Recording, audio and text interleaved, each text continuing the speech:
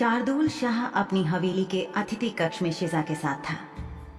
शिजा की पोशाक को उसकी पीठ से नीचे खिसकाकर उसने शिजा को बिस्तर पर औंधा लेटा दिया था और अब शार्दुल उसके जख्म को मिराज से उधार मांगे तरल से साफ कर रहा था। शिजा अपनी पीठ शार्दुल के सामने अनावृत कर शर्मिंदा थी। उसने किसी हकीम या डॉक्टर को बुलाने के लिए कहा था, लेकिन जब शार्दुल ने उससे कहा कि डॉक्टर या हकीम भी तो पुरुष ही होंगे और किसी अनजान पुरुष के सामने शिजा का इस तरह अपनी पीठ उघाड़ना शार्दुल को पसंद नहीं आएगा, तो वो मान गई थी। उसे खुद भी किसी अनजान के सामने यूं अपनी पोशाक को पीठ से नीचे कमर तक खिसका देना अच्छा नहीं लगता। शार्दुल के सामने भी वो सहज नहीं थी, लेकिन जख्म बहुत दर्द कर रहा था और उसका इलाज होना जरूरी था। शिजा बिस्तर पर पेट के बल अपनी आंखें कस के बंद करके लेटी हुई थी और जब जब उसे दर्द होता था तो वो बिस्तर की चादर को अपने हाथ में भींच लेती थी। शार्दुल ने उससे पूछा कि क्या उसे मरहम लगाने पर दर्द था। शिजा ने जवाब में हाँ कहा। शार्दुल सावधानी के साथ मरहम लगाने लगा ताकि रुई के फाहे शिजा के जख्म पर चिपके ना। अगर गलती से भी रुई के फाहे जख्म पर चिपक जाते तो उन्हें उतारने में बहुत ज्यादा दर्द होता। जख्म साफ करते हुए शार्दुल को रूप बदलने में माहिर प्राणियों पर बहुत ज्यादा गुस्सा आ रहा था। आखिरकार ये सब उन्हीं की वजह से तो हुआ था। पहले रूप बदलने में माहिर प्राणी ने शिजा का रूप धरकर शार्दुल पर थूक घास वाली औषधि से हमला किया था और शार्दुल का बहुत सा वक्त वहां बर्बाद हुआ था।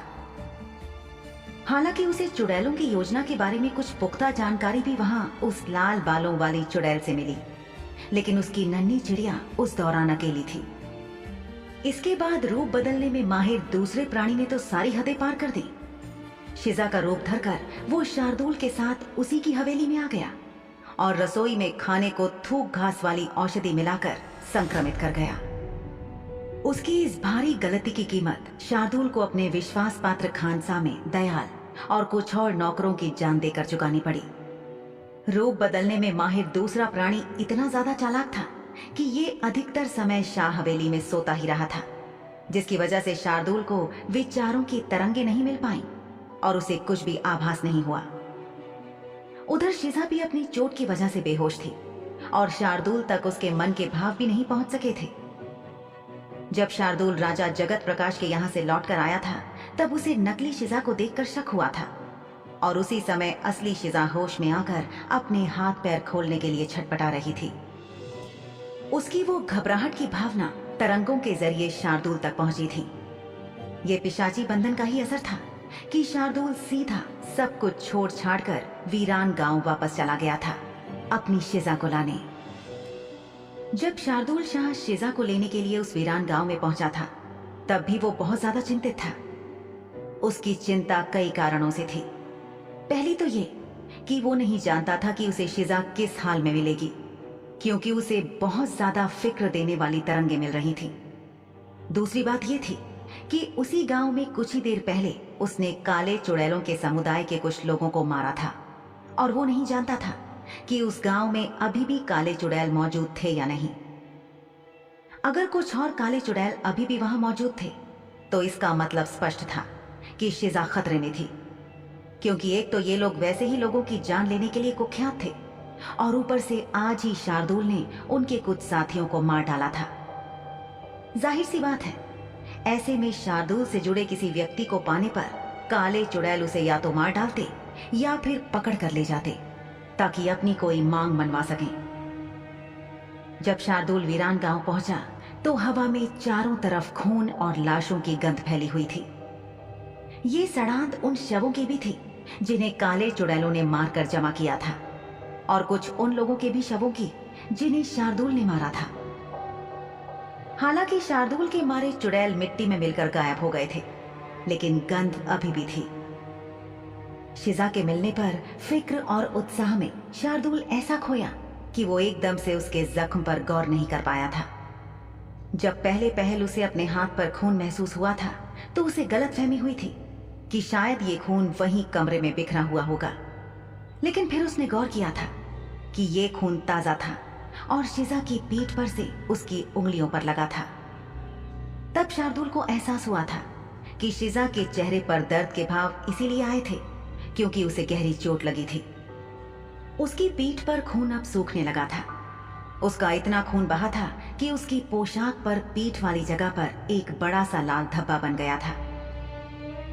शिजा के लिए ये पोशाक शार्दुल शाह ही लाया था, लेकिन उसे पोशाक के इस तरह बदरंग होकर खराब हो जाने पर जरा भी बुरा नहीं लगा। उसने बहुत सी रोमानी कल्पनाएं अपने मन में की थी कि वो कब, कहां और किस तरह इस पोशाक को उतारेगा, लेकिन इस वक्त उसे शिजा की पीठ पर लगे गहरे जख्मों को औषधि से साफ करने के लिए इस पोशाक को उसकी कमर तक उतारना पड़ा था, और इस बात का उसे बहुत अफसोस था। उसकी नन्ही चिड़िया बहुत ज्यादा दर्द में थी और ये बात शार्दुल के लिए नाकाबिले बर्दाश्त थी। शार्दुल को लगा कि उस जगह से बचकर निकलने की जल्दबाजी और घबराहट में शिजा ने खुद को चोट पहुंचा ली होगी। उसे याद आया कि इससे पहले भी वो 2 बार गलती और लापरवाही से नुकीली चीजों पर पैर रखकर अपने पैर को जख्मी कर चुकी थी। शार्दुल ने एक बार फिर से शिजा से पूछा कि उसे दर्द तो नहीं हो रहा था। शिजा ने धीरे से जवाब दिया, पहले जितना नहीं। शार्दुल ने अपना हाथ शिजा की पीठ से हटाकर उसके सिर के पास बिस्तर पर रखा ताकि वो झुककर उसके चेहरे के पास आ सके और उसकी सांसों की रफ्तार पकड़ सके। शार्दुल ने उससे कहा, कुछ शरारती सोच रही हो? शिजा और ज्यादा शर्मा गई और उसने फौरन कहा कि वो ऐसा कुछ भी नहीं सोच रही थी। इस वक्त वो अपना चेहरा तकिए में छुपाकर शर्म से गड़ जाना चाहती थी। शार्दुल ने उसे छेड़ते हुए कहा, झूठी कहेंगे? शिजा के गालों पर बढ़ती शर्म की लाली देखकर शार्दुल ने उसे और छेड़ते हुए कहा कि वो जो भी कल्पनाएं कर रही थी वो शार्दुल को बता सकती थी, और शार्दुल उन्हें सुनकर शिजा के बारे में कुछ भी अटपटा नहीं सोचेगा, बल्कि उसने यहां तक कह दिया कि वो शिजा के दिमाग में चल रही कल्पनाओं को सही ढंग से पूरा करने की भरसक कोशिश करेगा। अब तक वो घाव को साफ कर चुका था और एक मरहम उठा चुका था। अपनी उंगली पर वो मरहम लेकर शार्दुल ने उसे शिजा के घाव पर लगाया। शिजा से उसके शरीर में हरकत हुई। शार्दुल ने सामान वापस डिब्बे में रखते हुए शिजा से कहा, तुम्हारे जख्म को पूरी तरह से ठीक होने में लगभग 1 सप्ताह लग जाएगा।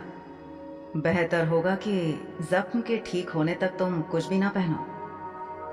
शार्दुल सामान्य तौर पर मुस्कुराकर ऐसे बोल रहा था जैसे उसने कुछ भी गलत नहीं कहा। शिजा हैरान थी, लेकिन शार्दुल ने डिब्बे के अंदर चीजों को रखना जारी रखा। फिर उसने उस डिब्बे और खून में सनी रुई को उठाकर एक पुराने से कपड़े में लपेटकर एक तरफ रखी मेज पर रखा ताकि बिस्तर पर ना रहे। शार्दुल की नजर शिजा की पीठ पर पड़ी। देख तो वो काफी देर से रहा था, लेकिन पहले उसका ध्यान और प्राथमिकता जख्म को साफ करना थी।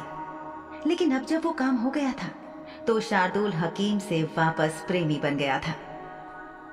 शिजा की गोरी और चिकनी पीठ देखकर उसकी उंगलियां उसे छूने के लिए मचलने लगी। शिजा के कंधे अब तनाव की मुद्रा में नहीं थे और ये देखकर शार्दुल को अच्छा लगा। तभी शिजा ने उससे पूछा, हो गया क्या? शार्दुल को याद आया कि वो अपने जख्म की मरहम पट्टी के बारे में पूछ रही थी। उसने शिजा से कहा कि हाँ, सब हो गया था। शिजा ने बिस्तर से उठने की कोशिश की, लेकिन घाव पर जोर पड़ने से उसे दर्द हुआ और वो कसमसा कर रह गई। शार्दुल ने यह देखा तो फौरन बिस्तर पर उसके पास खिसका और उसने अपने दोनों हाथों को शिजा के शरीर के नीचे रख दिया और उसे बैठने में मदद की। शिजा ने अपने हाथों से अपनी पोशाक को सामने से पकड़ रखा था ताकि वो उसके शरीर से नीचे ना गिरे। शिजा की आंखें शार्दुल से नहीं मिली क्योंकि उसकी गर्दन शर्म से दूसरी तरफ घूम चुकी थी। रोने के कारण उसकी आंखें थोड़ी सूजी हुई थी और उसके होंठ, उसके कोमल होंठ जिन्हें वो और करीब से जानना चाहता था, गुलाबी रंग के थे। वो अभी लुभावनी लग रही थी और शार्दुल सब कुछ भुलाकर इसी वक्त में खो जाना चाहता था। वो उसकी रूह तक पहुंचना चाहता था। अपने सामने खड़े इस खूबसूरत और प्यारे प्रलोभन का विरोध करने में असमर्थ शार्दुल ने शिजा का हाथ ठीक उसी समय पकड़ लिया जब वो बिस्तर से नीचे उतरने वाली थी ताकि वो शार्दुल से दूर न चली जाए। वास्तव में अगर वो तेज रफ्तार से दौड़ती भी तो उसे यहाँ भागने के लिए कोई जगह नहीं मिलती। पर शार्दुल उसे जाने कैसे दे सकता था? शिजा की उन सलेटी कत्थई बादामी आंखों में सवाल और चिंता का मिश्रण था। उनके बीच से गुजरने वाले हर पल के साथ शिजा का दिल धड़कने लगा था। शिजा हमेशा शार्दुल के लिए खुली किताब रही है, लेकिन उस आदमी की निगाहें भी गहरी थीं। शिजा ने शार्दुल का ध्यान आकर्षित करने के लिए कहा, शार्दुल साहब। शार्दुल जैसे हक्का बक्का था। जितना ज्यादा वो शिजा को घूरता रहा, उतनी ही अधिक उत्सुकता उसकी नसों में भरती गई। शार्दुल ने बढ़कर शिजा का हाथ अपने हाथों में ले लिया। शिजा को लगा जैसे उसकी दिल की धड़कन रुक गई। शार्दुल शिजा की उंगलियों के पोर चूमने लगा और ऐसा करते हुए उसकी आंखें बंद थीं, जिससे उसका हाव भाव बहुत ईमानदार लग रहा था। शार्दुल ने शिजा से कहा, चिड़िया, जल्दी से मेरे प्यार में पड़ जाओ। शिजा ने महसूस किया कि उसका दिल उसके सीने में उछल गया है। उसने अपना हाथ वापस खींचने की कोशिश की तो शार्दुल ने अपनी आंखें खोली और बोला, मुझसे इंतजार नहीं होता चिड़िया। तुम मुझसे जब प्यार करने लगोगी तब तक इंतजार करने का वादा नहीं करूंगा, लेकिन मैं पूरी ईमानदारी से कोशिश करूंगा कि बेसब्र ना हो जाऊं। इसलिए जल्दी मुझसे प्यार कर बैठो ना, और मैं यहां रहूंगा तुम्हें अपनी बाहों में लेने के लिए इंतजार करता हुआ। ये कहते हुए शार्दुल की आवाज थोड़ी और रोमानी हो गई और उसने शिजा को अपने करीब खींच लिया। आज शार्दुल एक नहीं बल्कि दो बार चिंतित हुआ था। पहले तो ये महसूस करने के बाद कि उसके शयन कक्ष में जो व्यक्ति था वो शिजा नहीं थी। इस बात ने शार्दुल को बहुत चिंतित कर दिया था। शार्दुल शक्तिशाली था और यूं ही किसी भी बात से फिक्रमंद नहीं होता था, पर आज हुआ था। दूसरी फिक्र में डालने की बात जो कि शार्दुल के हालात बिगाड़ने के लिए काफी थी, वो ये कि इस बुद्धू लड़की ने वीरान गांव के कमरे में न जाने कैसे पर खुद को घायल कर लिया था। तंग करने वाली चिड़िया, शार्दुल ने मन में सोचा। शिजा को नहीं पता था कि कैसे प्रतिक्रिया दी जाए।